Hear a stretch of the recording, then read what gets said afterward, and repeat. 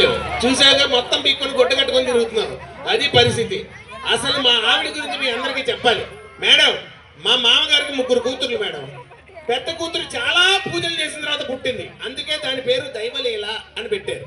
రెండో కూతురు సంవత్సరం తిరగకుండా టపీమని పుట్టింది, దాని పేరు అవలీల అని పెట్టారు. ఇదిగో మూడో కూతురు పుట్టగానే వాళ్ళ అమ్మని మింగింది, అందుకే దీని పేరు యమలీల అని పెట్టారు. సరే, పేరు కఠినంగా ఉన్నా ఇక్కడ పెళ్లి కాని యూత్ ఎంతమంది ఉన్నారు? ఒకసారి గట్టిగా చప్పట్లు కొట్టాలి, పైకి చేయాలి. అది మీకోసం ఈ స్కిట్ అంకితం, డెడికేషన్ మీకు. కాబట్టి భార్యని కంట్రోల్లో పెట్టుకోవటం ఎలా, అదొక ఆర్ట్. నన్ను చూసి నేర్చుకోండి, మా ఆవిడ్ని ఎలా కంట్రోల్లో పెట్టానో చూస్తూనే. లీలా లీలా వసే యమలీలా. అయ్యయ్యో, పిచ్చారా అండి? Sorry sorry sorry sorry. ఏమిటి ఎంత ముందు కుదిరినా పర్లేదే, మరి బుల్డోజర్ లా తయారయ్యావు. ఏటి పండుగ ఏమో కానీ నన్ను లేకపోతున్నారు. అంటే భర్త అంటే పతియే పతియే ప్రత్యక్ష దైవం అన్నారు కదండి. ముందు తెలుగు నేర్చుకొని చావు. పతియే పతిత్ కాదు, ప్రతి ప్రత్యక్ష దైవం. ఎక్కడ దొరికావు? సరే, ఏంటండి పిలిచారా? పిలిచారా?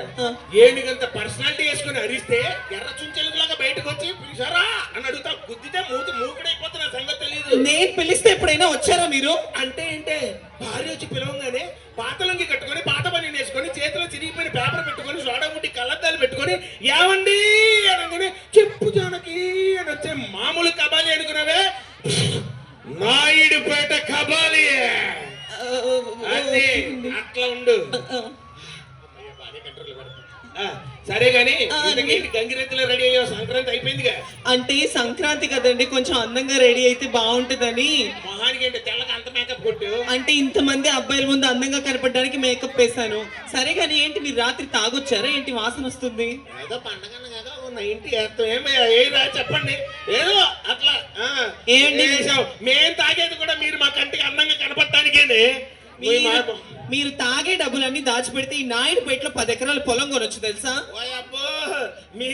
మీరు మేకప్ వేసే డబ్బులు దాచిపెడితే మొత్తం నాయుడుపేటనే కొనొచ్చు తెలుసా?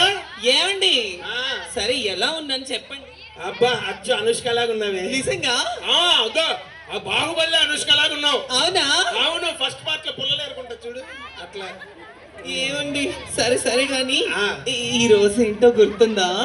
గుర్తుంది. ఏటి పండగ కదా, నాయుడుపేటలో ఇంతమంది చూస్తుంటే అర్థం కావట్లా. అది కాదండి, ఈ రోజు ఒక స్పెషల్ ఉంది. ఈ రోజు స్పెషల్ ఊర్లో అప్పులన్నీ ఎక్కుంటే ఐపీ పెట్టి పారిపోయొచ్చిన రోజు కదా. అది కాదురా నా మొగుడా, ఈ రోజు ఏంటో మర్చిపోయావా?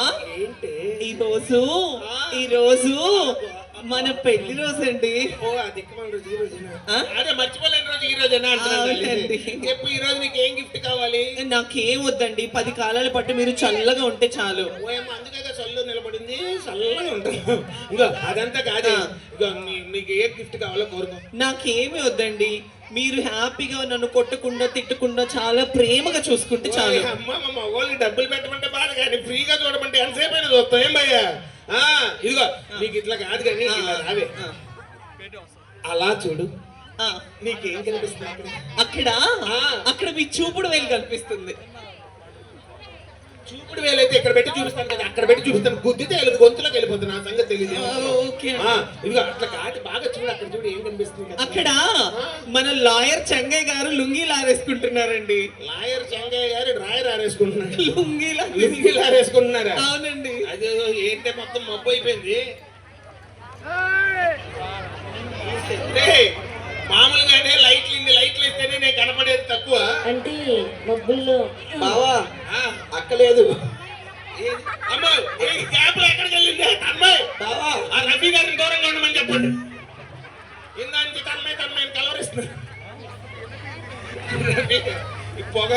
ఇది పొగ కాదు, నా పైన పగ తీర్చుకుంటున్నట్టుంది మీరు. రఫీ గారు తన్మయ్ ఇది మంచు బాబా.